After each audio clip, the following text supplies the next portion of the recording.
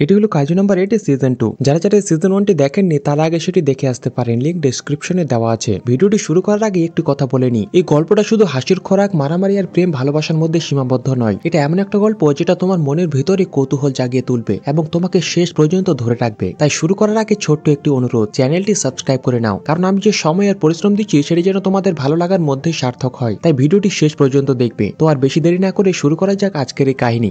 শুরুতে আমরা দেখতে পাই কাফকা খুব অদ্ভুত একটি স্বপ্ন দেখছে তার ছোটবেলার সময় নিয়ে। সাইরেনের শব্দে গোটা শহরে আতঙ্ক ছড়িয়ে পড়েছে, সবাই খুব বিশৃঙ্খল অবস্থার মধ্যে আছে। সে আর মিনা মিলে একটি নিরাপদ আশ্রয়ের খোঁজ করছে, কারণ ঘোষণা করা হয়েছে যে একটি মারাত্মক শক্তিশালী কাইজু শহরের কেন্দ্রের দিকে আসছে। ঠিক সেই মুহূর্তে একটি আলোকরশ্মি একটি বিল্ডিং ভেদ করে ঢুকে যায়, যার ফলে বিশাল এক বিস্ফোরণ ঘটে। লোকজনের মধ্যে আতঙ্ক বেড়ে যায়। কাফকা মিনাকে বাঁচানোর চেষ্টা করেও ব্যর্থ হয়, কারণ পালাতে থাকা ভিড়ের মধ্যে সে হঠাৎ পা পিছলে পড়ে যায়। এ দেখে কাফকা হেসে তাকে সাহস জুগিয়ে বলে যে সবকিছু ঠিক হয়ে যাবে। মিনা উঠে দাঁড়ানোর সাথে সাথে ডিফেন্স ফোর্স সেখানে এসে পৌঁছায়। কাফকা খুব নিশ্চিত ছিল যে ডিফেন্স ফোর্স খুব তাড়াতাড়ি কাইজুটিকে হারিয়ে শহরকে শান্তি এনে দেবে, কিন্তু কাইজুটি এমন ভাবে আক্রমণ চালায় যা কাফকার পাশে থাকা বিল্ডিংটিও ধসে পড়ে যায়। ধুলোর মধ্যে মিনা কাফকাকে খুঁজতে থাকে, কিন্তু তার কোনো সাড়া পায় না। হঠাৎ সে লক্ষ্য করে যে ডিফেন্স ফোর্সের সদস্যরা তার দিকে বন্দুক তাক করে আছে। দূরে তার সহকর্মীরাও খুব হতাশ চোখে তার দিকে তাকিয়ে আছেন। আর অপরের দিকে মিনা কামানে গুলি করে ঘোষণা করলেন যে কাফকাই হলো সেই কাইজু নাম্বারের যাকে অবিলম্বে শেষ করতে হবে। এই শুনে কাফকা নিজের দিকে তাকায় আর দেখে যে সে সত্যি কাইজুতে রূপান্তরিত হয়ে গেছে। মিনা নির্দেশ দেওয়ার সাথে সাথে ডিফেন্স ফোর্সের সবাই এলোমেলো ভাবে কাফকা দিকে গুলি ছুড়তে শুরু করে। কাফকা হাত তুলে নিজেকে রক্ষা করার চেষ্টা করে আর ধীরে ধীরে তার শক্তির উপর নিয়ন্ত্রণ হারাতে থাকে। কাফকা তখন একটি শক্তির বিস্ফোরণ ঘটায়, যার ফলে উপরে থাকা সব হেলিকপ্টার ভেঙে পড়ে। এমনকি কাফকা সুপার কাইজুতে রূপান্তরিত হয়ে গোটা পৃথিবী ধ্বংস করার জন্য তৈরি হয়, কিন্তু সেটি করার আগে সে ঘামে ভিজে ধরপড় করে জেগে ওঠে। এটা শুধু একটি স্বপ্ন ছিল জেনে কাফকা সুস্থির নিঃশ্বাস ফেলে, কারণ মিনার উপর সে কখনোই আক্রমণ করতে পারে না। আমরা দেখতে পাই কাইজু নাম্বার 10 এর হামলা পর 3 নম্বর বেস এখন করুণ দশায় পড়ে আছে। ঘাটিটি একেবারে ধ্বংস হয়ে গেছে, তাই সবাই এখন ধ্বংসস্তূপ পরিষ্কার করে আর বিল্ডিং গুলো নতুন করে তৈরি করার কাজে ব্যস্ত, যাতে তাড়াতাড়ি করে আবার কাজ শুরু করা যায়। মিনা পরিস্থিতি দেখতে বেরিয়েছিল। সে এসে দাঁড়ায় ঠিক সেই জায়গাতে যেখানে কাফকা দাঁড়িয়েছিল। কয়েকদিন আগে তো সে কাইজু নাম্বার 8 এ রূপান্তরিত হয়ে পুরো 3rd ডিভিশনকে বিরাট বিপদের থেকে বাঁচিয়েছিল। সেই সময় ভাইস ক্যাপ্টেন হোসিনা মিনাকে এসে জানায় যে কাফকার এখন বিচার হয়ে গেলেও ওপর মহল এখনো তার ভবিষ্যৎ নিয়ে কোনো চূড়ান্ত সিদ্ধান্ত নেয়নি, তাই আপাতত কাফকা প্রতিরক্ষা বাহিনী সম্পূর্ণ নিয়ন্ত্রণে রয়েছে। হোসিনা মনে পড়ে সেই মুহূর্তের কথা যখন কাফকা একাই ছুটে গিয়ে বোমাটিকে নষ্ট করে সবাইকে রক্ষা করেছিল।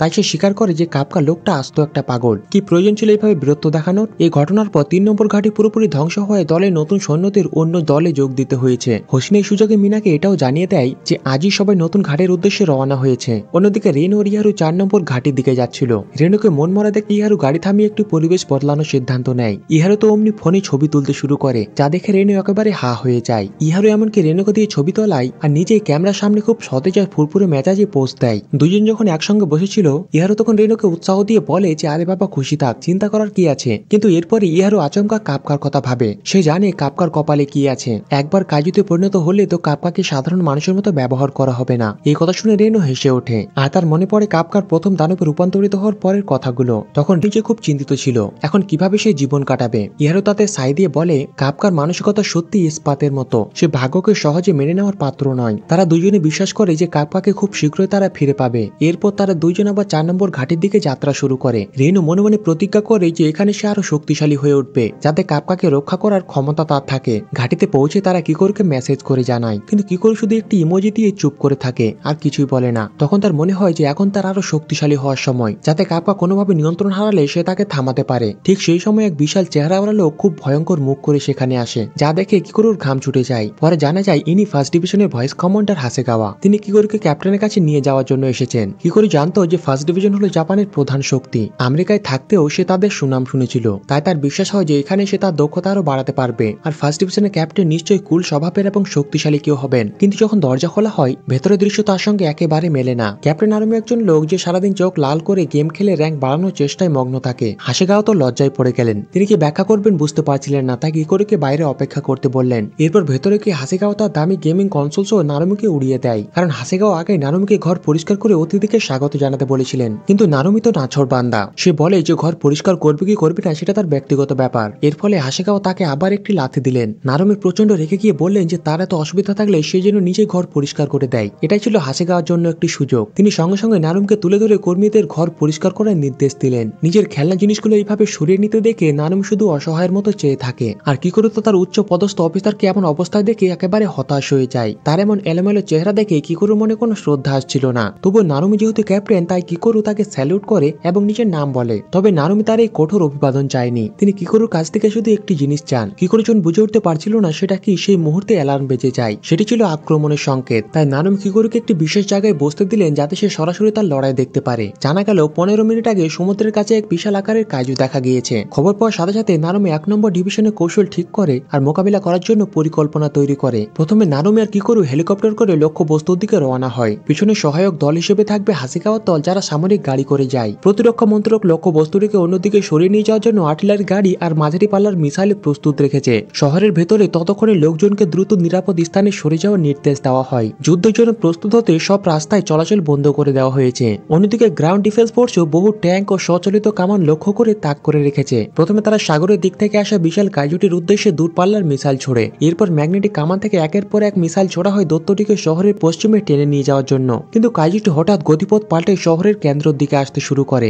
এমনকি কাইজুটি পিছে ঘষা লেগে সাসপেনশন ব্রিজের সঙ্গে সঙ্গে ভেঙে পড়ে যায়। ভাগ্য ভালো যে সেতু পড়ে যাওয়ার আগে স্থল প্রতিরক্ষা বাহিনীর অফিসাররা সরে আসতে পেরেছিল, তাই কোনো প্রাণহানি হয়নি। এই খবর পেতে নারুমি তার প্ল্যান পাল্টে ফেলেন। তিনি যোগাযোগ করে দলের সবাইকে নতুন করে দায়িত্ব ভাগ করে দিলেন। এরপর সবাই দ্রুত নিজের জায়গায় চলে গিয়ে বন্দুক দিয়ে কাইজুটি চলাচল আটকাতে শুরু করে। কিকোরু ভীষণ মুগ্ধ হয় যখন দেখে যে তার দল কয়েক সেকেন্ডের মধ্যে দৈত্যটিকে কাবু করে ফেলেছে। সে বিশ্বাস করে যে এটি করার জন্য তাদের কমব্যাট পাওয়ার 40-এর বেশি হতে হবে, যা একজন ক্যাপ্টেনের সমান বা তার চেয়েও বেশি। এই মুহূর্তে দলটি কাইজুকে নিয়ন্ত্রণে নিয়েছে। এখন নারুমির পালা। তিনি সরাসরি বিমানের দরজা খুলে কিকোরুকে বলেন, তোমার কাছে শুধু একটি অনুরোধ। এই বলে নারুমি বিমান থেকে লাফ দেন। কিকোরু তো অবাক। শুনে বেশি নারুমি দৈত্যটির দিকে এগিয়ে গেলেন এবং তার অস্ত্রটি বের করলেন। এটি নারুমির জন্য বিশেষভাবে তৈরি করে একটি বিশাল রাইফেল, যার ডগায় ব্লেড লাগানো। তিনি নিজের সব শক্তি একত্রিত করে লাফিয়ে কাইজুটির পিঠে সজোরে আঘাত করলেন। যন্ত্রণায় কাইজুটি ভয়ঙ্কর গর্জন করে ওঠে। এরপর নারুমি ট্রিগার চিপে তার সমস্ত শক্তি কাইজুটির ভিতরে ঢুকিয়ে দিলেন। সঙ্গে সঙ্গে কাইজুটির শরীর ফুটে ওঠে এবং কিছুক্ষণের মধ্যে তা ফেটে চারিদিকে ছড়িয়ে পড়ে। দৈত্যটির লাশের উপরে দাঁড়িয়ে নারুমি কিকোরুর দিকে তাকিয়ে তার অনুরোধের কথা বলেন।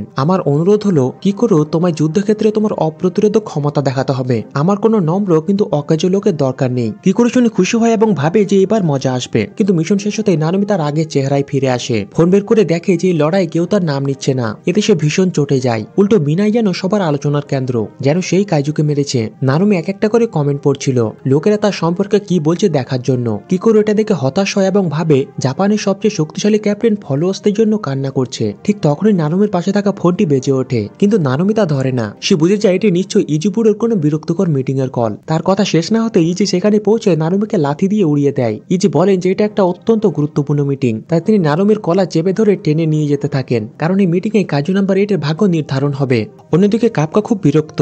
5 দিন হয়ে গেছে অথচ তাকে এখনো মুক্তি দেওয়া হয়নি। এর আগে ডাইরেক্টর এসব বলেছিলেন যে কাপকাকে যুদ্ধক্ষেত্রে তার উপযোগিতা প্রমাণ করতে হবে, তাই তিনি যেই কাজ দিক না কেন কাপকা তা করতে প্রস্তুত থাকবে। ঠিক এই সময় কিছু গার্ড এসে জেলখানার দরজা খুলে কাপকাকে তাদের সঙ্গে যেতে বলে। করিডোরে এসে আবারও কিকোরুকে দেখতে পায় এবং কিছুটা অবাক হয়। ডাইরেক্টরের সামনে কাপকা কাঁপছিল, জানতো না ডাইরেক্টর তাকে কি কাজ দেবেন। আর পাশে ক্যাপ্টেন নারুমিকে দেখে সে আরো ঘাবড়ে যায়। ডাইরেক্টর এসেও কাপকাকে ফার্স্ট ডিভিশনে স্থানান্তরিত করার সিদ্ধান্ত নিলেন। তিনি বিশ্বাস করেন ইতিহাসের সবচেয়ে শক্তিশালী কাইজুকে জাপানের সবচেয়ে শক্তিশালী প্রতিরক্ষা দলের সঙ্গে যুক্ত করলে এমন এক দুর্দান্ত দল তৈরি হবে যা যে কোনো কাইজুকে পরাজিত করতে পারে। তাই পরবর্তী যুদ্ধে তিনি চান কাপকা যেন তার সমস্ত শক্তি দিয়ে লড়াই করে। যদি সে তা করতে পারে তবে সবাই তাকে মেনে নেবে, কিন্তু কাপকা ব্যর্থ হলে তাকে প্রতিরক্ষা বাহিনী থেকে বের করে দেওয়া হবে এবং তাকে মৃত্যুদণ্ড দেওয়া হবে। এটা শুনে কাপকা কিছুটা স্বস্তি পায়, কারণ অন্তত এখন সে বেঁচে আছে। কিন্তু নারুমি সঙ্গে সঙ্গে এতে আপত্তি জানান, কারণ নারুমি মনে করেন যে সে একাই সবচেয়ে শক্তিশালী দল তৈরি করার জন্য যথেষ্ট।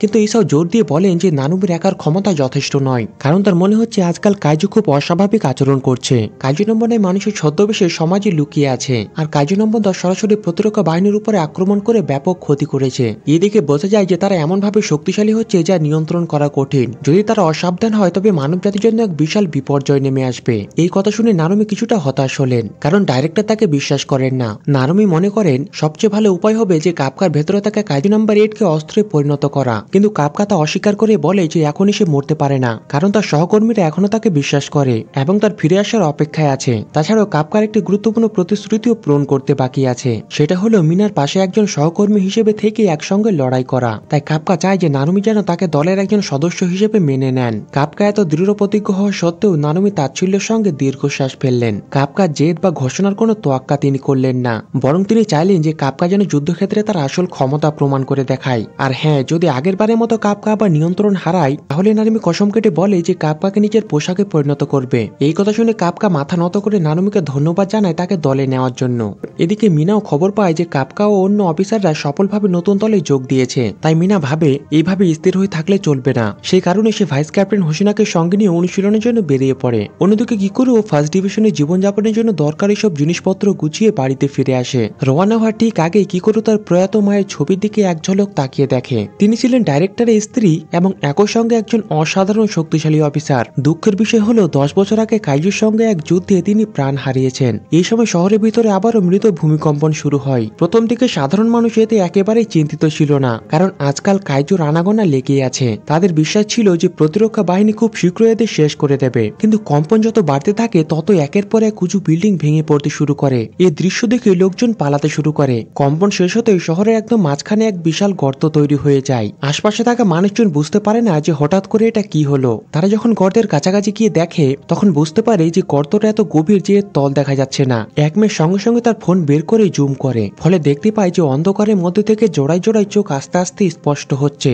মাত্র কয়েক সেকেন্ডের মধ্যে কাইজু পিঁপড়েগুলো সেই গর্ত থেকে বেরিয়ে আসতে শুরু করে, যা দেখে মানুষজন প্রাণপণে এদিক ওদিক পালাতে থাকে। ফার্স্ট ডিভিশনের ঘাঁটিতে নতুন সৈন্যরা সবেমাত্র সকালে অনুশীলন শেষ করেছে। তখনকার প্রতিটি অনুশীলনই সবাইকে ক্লান্ত করে তুলেছে। কাপকা তো এতটাই ক্লান্ত ছিল যে হাঁটার শক্তিও তার ছিল না, কিন্তু সেদিন বিকেলে সে তবুও অনুশীলনে লেগে থাকে। ডাইরেক্টর ইসাও কাপকাকে নিজেকে প্রমাণ করার জন্য একটি সুযোগ দিয়েছেন, তাই এখন সে প্রত্যাশা পূরণের জন্য প্রাণপণে চেষ্টা করছে। কিকুরু পিছিয়ে পড়তে চায় না, তাই সে নানুমিকে খুঁজে বের করে তার থেকে প্রশিক্ষণ নেওয়ার জন্য। কিন্তু দরজা খুলে সে দেখে ক্যাপ্টেন মেঝেতে হাঁটু গেড়ে বসে আছে এবং কিকুরুর কাছে অনবরত টাকা ধার দেওয়ার জন্য মিনতি করছে। সে বলে যে তার সবেমাত্র পাওয়া সব বেতন উধাও হয়ে গেছে। কিকুরু তার এই কাণ্ড দেখে নির্বাক হয়ে যায়। নানুমি স্পষ্ট অ্যামাজন থেকে এক গাদা প্রোডাক্ট কিনেছে এবং এখন কিনা সাবঅর্ডিনেটের কাছ থেকে টাকা ধার চাইছে। তাই কিকুরুর কথা না বাড়িয়ে ক্যাপ্টেনকে বাইরে আসতে বলে তাকে অনুশীলনে সাহায্য করার জন্য। কিন্তু ঠিক এই সময় অ্যালার্ম বেজে ওঠে আর ইজিও এসে তাদের দুইজনকে তৈরি হয়ে অভিযানে যাওয়ার জন্য মনে করিয়ে দেয়। ফলে নানুমি দ্রুত তার বর্ম পরে একজন ক্যাপ্টেন রূপে ফিরে আসে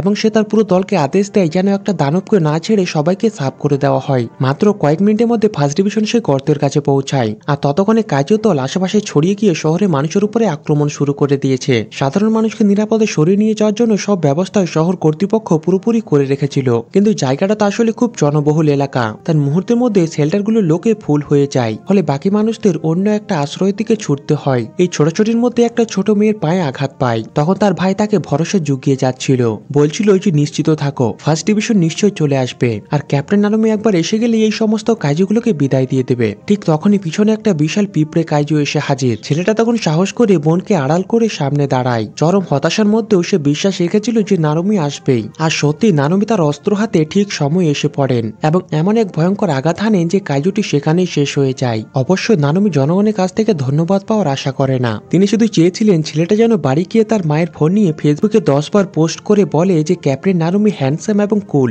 এরপরে তিনি সহকর্মীদের কাছ থেকে যোগাযোগ করে তাদের পরিস্থিতি জেনে নেন। ফার্স্ট ডিভিশনের সবাই যেহেতু অত্যন্ত দক্ষ, তাই শহরে বিভিন্ন জায়গায় তারা কাইজুদের পুরোপুরি কাবু করে ফেলেছে। এই শুনে নারুমি নিশ্চিত হলেন এবং সবাইকে নির্দেশ দিলেন জনগণের সুরক্ষাকে সবার আগে গুরুত্ব দেওয়ার জন্য। এর সাথে যুদ্ধের গতিবিধি বুঝে যেন লক্ষ্য বস্তুগুলোকে শেষ করা হয়। তিনি কিকুরু আর কাপকাকেও আদেশ দিলেন যেন তাদের নির্দিষ্ট এলাকায় তারা সমস্ত কাইজুতে নির্মূল করে ফেলে আর মানুষজন সব সরে গেলেই যেন তারা পুরোপুরি শক্তি ব্যবহার করে লড়াই করতে শুরু করে। কিন্তু কন্ট্রোল রুমে থাকা কর্মীরা কাপকাকে নিয়ে বেশ সতর্ক ছিলেন। তাদের ভয় ছিল যে আগের মতো কাপকা এবার হয়তো নিয়ন্ত্রণ হারিয়ে ফেলবে, তাই তারা তার মোকাবিলা করার পরিকল্পনাকে অগ্রাধিকার দিতে লাগেন। এই কারণে কাপকার শরীরের ভেতরে সব পরিবর্তন তারা কড়াভাবে নজর রাখছিলেন। এমনকি সে যদি বিদ্রোহ করার সাহস দেখায় তার জন্য তাকে খতম করার উদ্দেশ্যে স্নাইপার সিস্টেমও তৈরি করা হয়েছিল। কিন্তু ডাইরেক্টর ইসাওকে কাপকার উপরে দারুণ ভরসা ছিল, তাই তিনি সবাইকে আদেশ দিলেন বিশাল কাইজু পিঁপড়েদের উপরে মনোযোগ দিতে। এই কথা শুনে সবাই যেন শান্ত হয় এবং ডাইরেক্টরের সিদ্ধান্তে আস্থা রাখে। ফলে তারা কাপকাকে নিয়ে আর সতর্ক না থেকে খুশি মনে তাদের কাজে মনোযোগ দেয়। এই সময় হেলিকপ্টারগুলো কাইজুগুলোকে নির্দিষ্ট দিকে তাড়িয়ে নিয়ে যাওয়ার কাজ করছিল আর ফার্স্ট ডিভিশনের অফিসাররা সরাসরি তাদের শেষ করার দায়িত্বে ছিল। দত্তদের কাছে আসতে দেখে কিকুরু তার হাত দিয়ে অস্ত্রের বৈধতা নিশ্চিত করে। তারপর তার বিশাল কুড়াল বের করে যেটা সে থার্ড ডিভিশনের কাছ থেকে পেয়েছিল। এর সাথে সে নিজের সম্পূর্ণ কমব্যাট পাওয়ারকে উন্মুক্ত করে ঝাঁপিয়ে পড়ার জন্য তৈরি হয়। নারুমি এটা দেখে সিনিয়র স্কোয়াডকে নির্দেশ দিতে যাচ্ছিলেন যে তারা যেন কিকুরুকে সাহায্য করে, কিন্তু নারুমির কথা শেষ না হতে কিকুরু হাতে কুড়াল নিয়ে বিদ্যুৎ গতিতে ছুটে যায় এবং একমাত্র আঘাতে কাইজুদের ঘায়েল করে দেয়। এই খবর শুনে অন্য স্কোয়াডের লিডাররাও তার শক্তি দেখে অবাক হয়ে যায়। তবে কিকুরুর কাছে এটা যথেষ্ট ছিল না, কারণ সে জানতো যে তার গতি এখনো ক্যাপ্টেন হোসিনার সমান হয়নি আর তার আক্রমণের শক্তি এখনো ক্যাপ্টেন মিনার মতো নয়। তাই সে আরো দ্রুত এবং শক্তিশালী হওয়ার জন্য প্রতিজ্ঞ হয়ে ওঠে। কন্ট্রোল রুম থেকে জানানো হয় যে কিকোরু একের পর এক সাফল্য পাচ্ছে, যা দেখে কাপকাও বেশ মুগ্ধ। এমনকি সে অন্যদের সাহায্য করার জন্য হাতে বন্দুক তুলে নেয় এবং শিনোকে সতর্ক থাকতে মনে করিয়ে দেয়। শিনো কিছুটা বিরক্ত হলেও দেখে যে তার সাথে মানিয়ে নিয়েছে। এইভাবে তারা দুজন মিলে শহরের পূর্বাঞ্চলের সব দত্তদের ঝেঁটিয়ে সাফ করে দেয়। অন্য স্কোয়াডের লিডারও বিশ্বাস করতে পারছিলেন না যে কিকোরু একজন নতুন সদস্য। তার এমন শ্রেষ্ঠত্ব দেখে তারা কিছুটা লজ্জিত বোধ করে। এমনকি হাসে তো বলে ফেলে যে কিকোরু নাকি ফার্স্ট ডিভিশনের ক্যাপ্টেনের থেকেও শক্তিশালী হয়ে উঠতে পারে। এদিকে নারুমি দত্তগুলির মধ্যে কেমন যেন একটা অস্বাভাবিক টের পায়। সাধারণত বিশাল পিঁপড়েগুলো মাটির ওপরে খুব কম দেখা যায়। মাটির নিচে সুড়ঙ্গ করার সময়ও তাদের দেখা পাওয়া বেশ বিরল। অথচ আজ তারা দল বেঁধে মাটির ওপরে এসেছে। এমন দৃশ্য নারুমি আগে কখনোই দেখেনি। মনে পড়ে যে কাইজো নাম্বার থেকে দল নিয়ে থার্ড ডিভিশনে বেসের উপরে আক্রমণ করেছিল, তাই খুব সম্ভাব্য তারা কোনো কমান্ডিং কাইজুর কাছ থেকে নির্দেশ পেয়েছিল।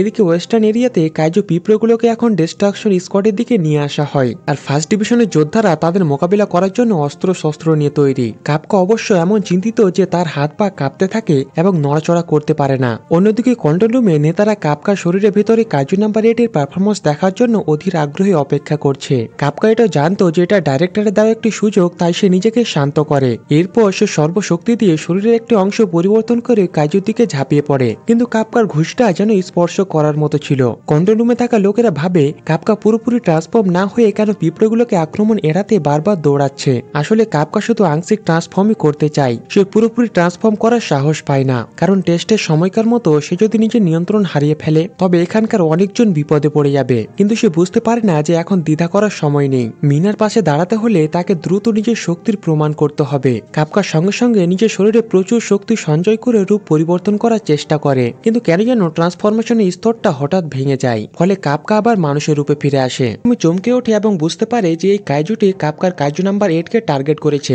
ঠিক সেই মুহূর্তে মাটির নিচ থেকে এক বিশাল পিঁপড়ে কাপকার সামনে বেরিয়ে আসে, আর কাইজু নাম্বার 9 সেই কাইজু পিঁপড়েকে কন্ট্রোল করছে। ফার্স্ট ডিভিশনের সদস্যরা তখন কাইজু নাম্বার 9 এর আগমনের খবর পায়, আর কন্ট্রোল রুম চরম বিভ্রান্তিতে ছিল।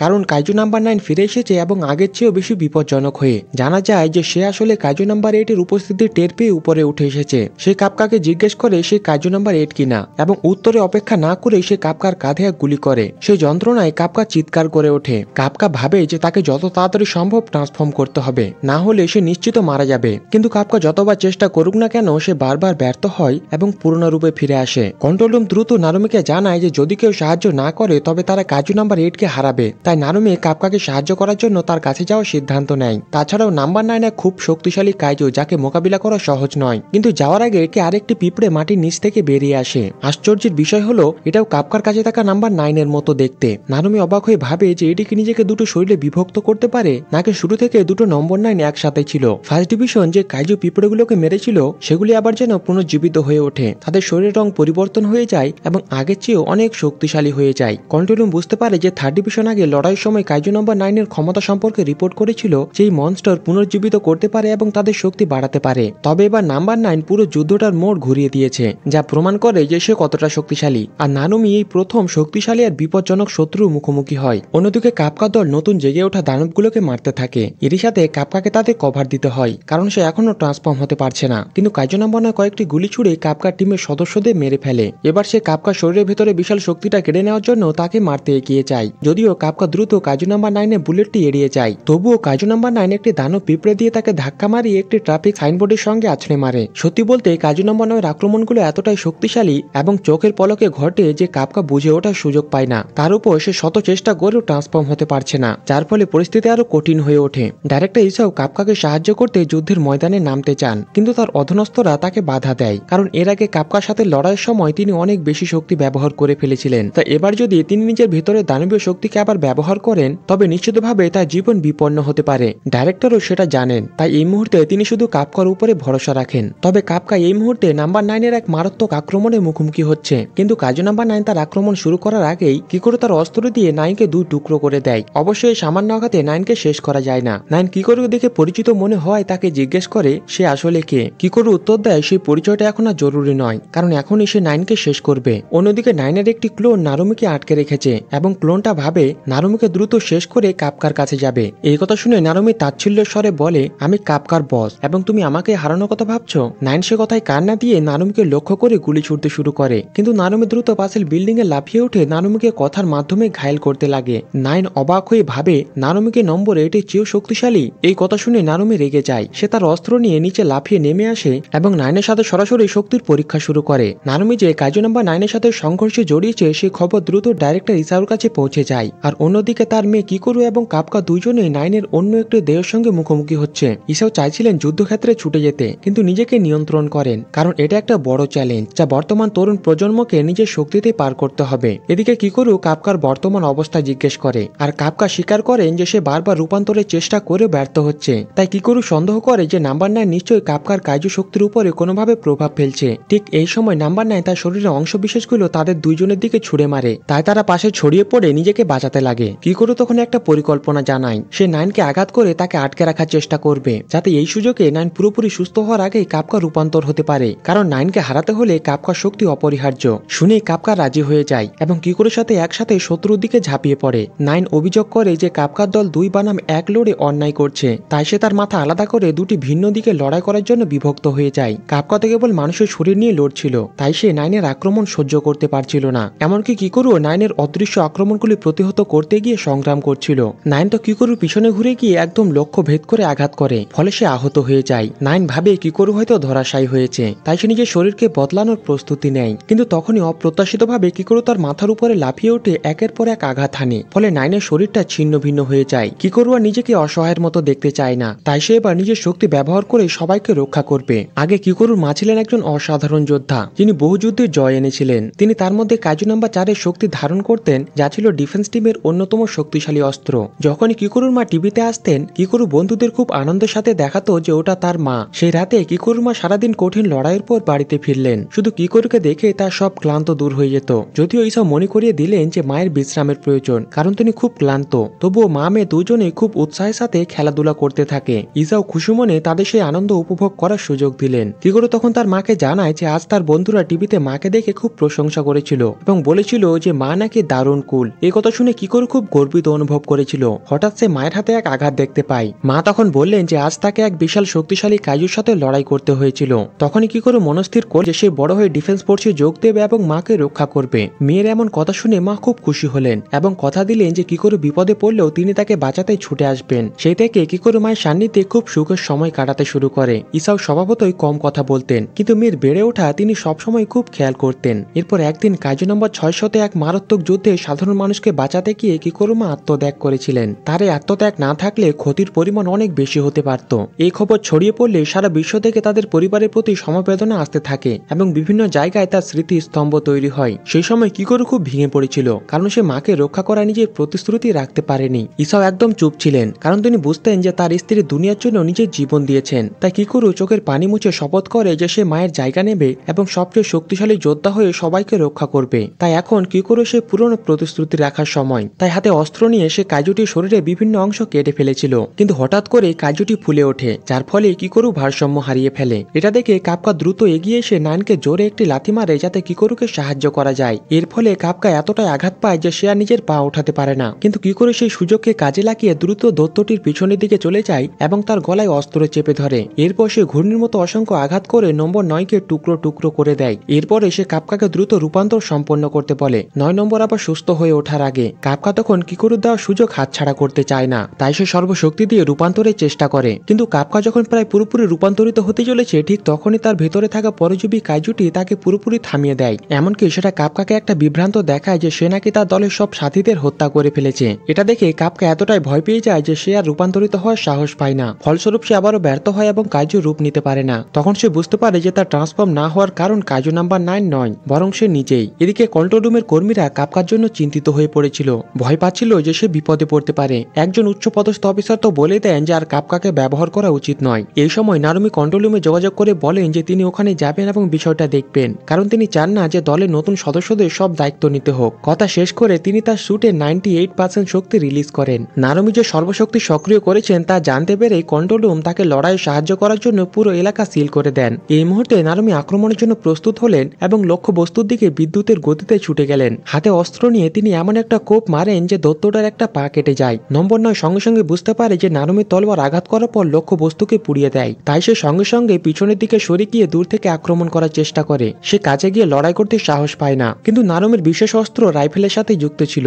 যা দেখে নম্বর 9 অবাক হয়ে যায়। সে দেখে যে নারুমি এমনভাবে আক্রমণ করছে যে কাছে বা দূরে থেকে কোনোভাবে তার কোনো দুর্বলতা খুঁজে পাওয়া যাচ্ছে না। তাই সে নারুমির গুলিগুলো এড়িয়ে গিয়ে তার কাছে পৌঁছানোর সিদ্ধান্ত নেয়। এমনকি নারুমির কাছে এসে সে অস্ত্র তুলে হাতাহাতি লড়াইয়ের নামতেও পিছপা করে না। তবে নম্বর 9 নারুমির এড়িয়ে যাওয়ার কৌশলও শিখে নিয়েছিল, তাই তাকে আক্রমণ করতে এক পাশ থেকে ঘুরে আসে। যদিও নারুমি সফলভাবে সেই গুলিটা এড়িয়ে যায়, কিন্তু এই সময় তার শরীর গাছের মতো করে বিভক্ত হয়ে যায় যাতে সে নারুমির অবস্থান ঘিরে ফেলতে পারে। এরপর সে তার শরীরের অংশগুলো সক্রিয় করে তোলে, যা এমন এক বিস্ফোরণ ঘটায় ফলে পুরো এলাকা কেঁপে ওঠে। ইসাও স্বীকার করতে বাধ্য হলেন যে নম্বর 9 অন্য কাজুদের থেকে আলাদা, যাদের তিনি দেখেছেন। মানুষের সম্পর্কে অভিজ্ঞতা সঞ্চয়ের মাধ্যমে সে অনবরত শিখতে পারে এবং বিকশিত করতে পারে। এরপরে নাম্বার 9কে দেখতে এক ধরনের ভাইরাস আকৃতির দৈত্যের মতো লাগছিল।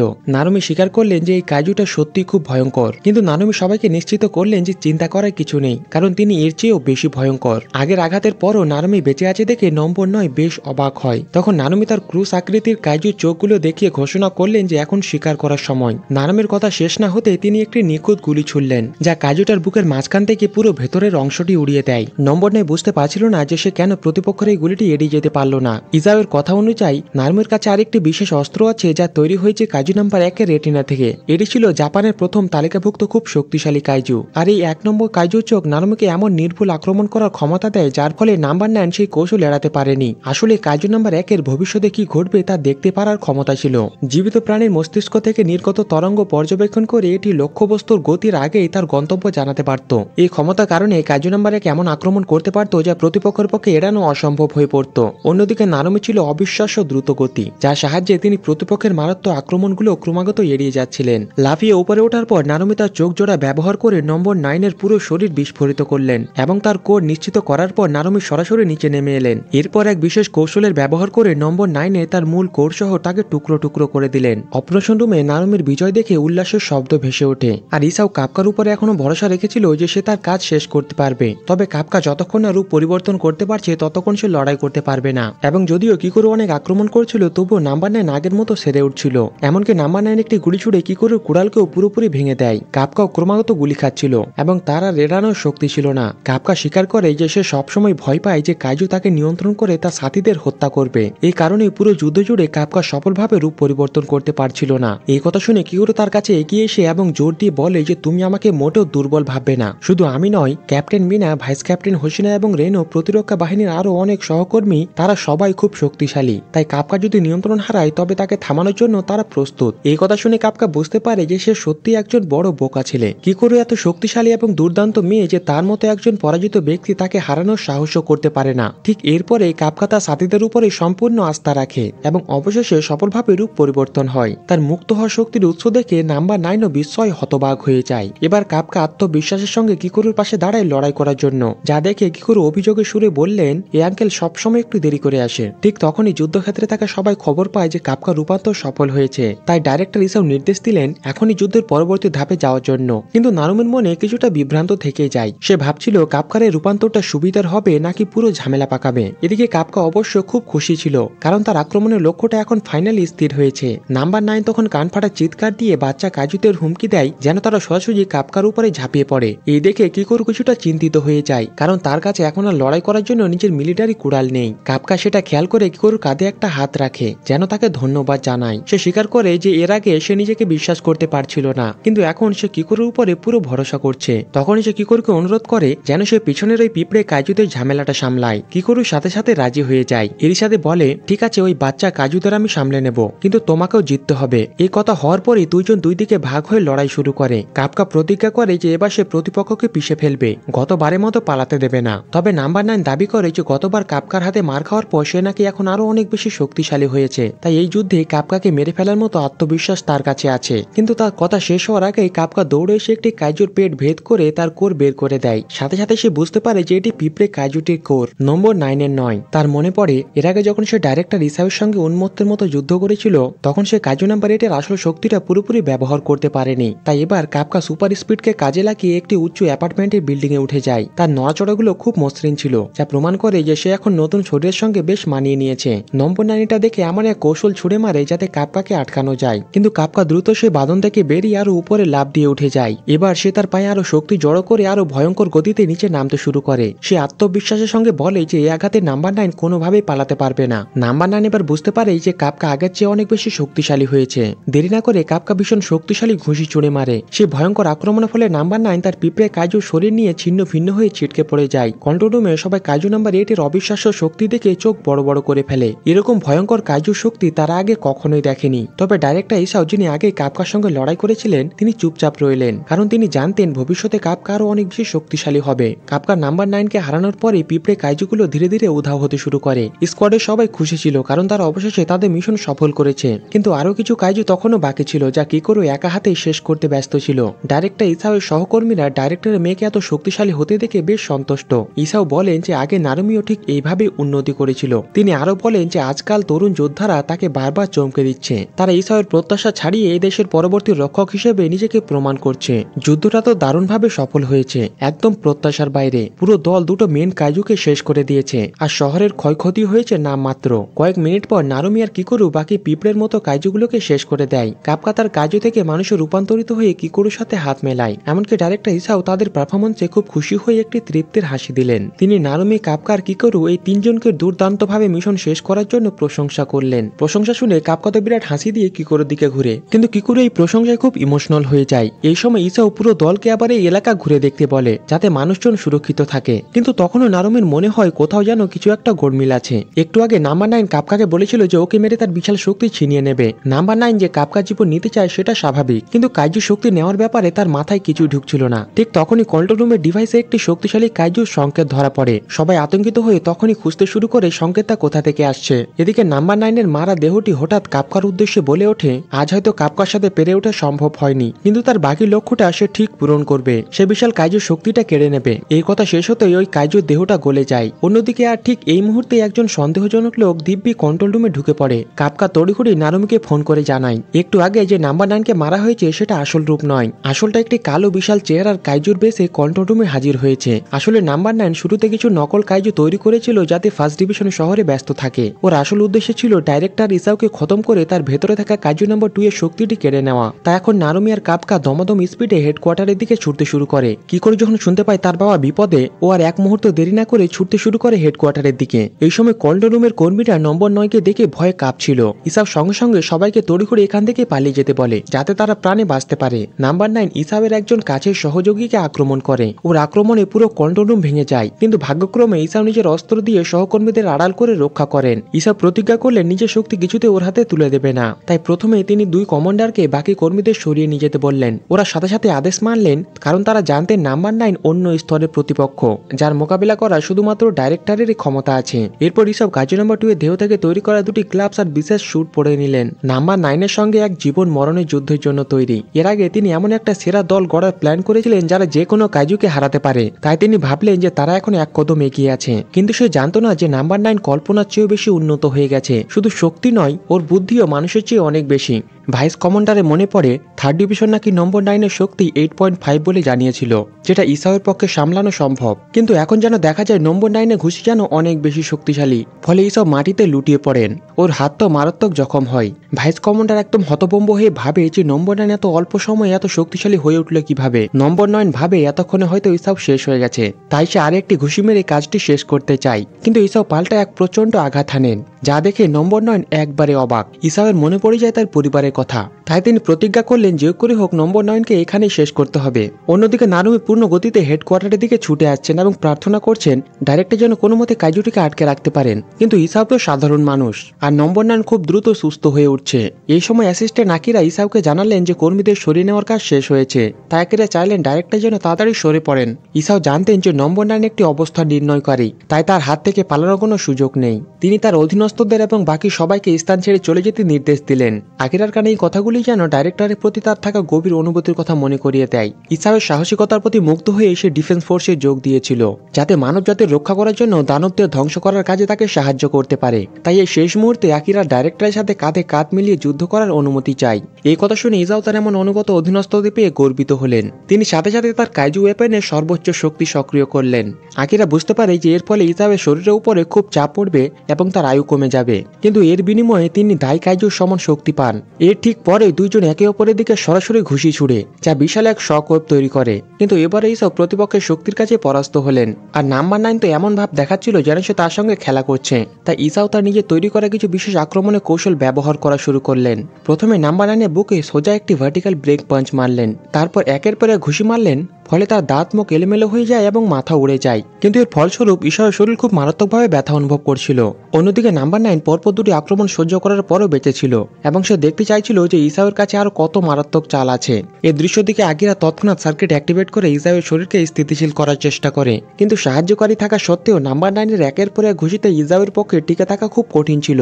ইসাওয়ের বিদ্যুতের আক্রমণের কৌশলও কোনো কাজ করছিল না। ফলস্বরূপ তিনি নাম্বার 9 এর একটি অত্যন্ত শক্তিশালী ঘুষি খেলেন, যার ফলে তার শরীর দেওয়ালে গিয়ে ধাক্কা খেয়ে যায়। এই সময় ইসাও স্বীকার করলেন যে তিনি আগের চেয়ে অনেক দুর্বল হয়ে গেছেন।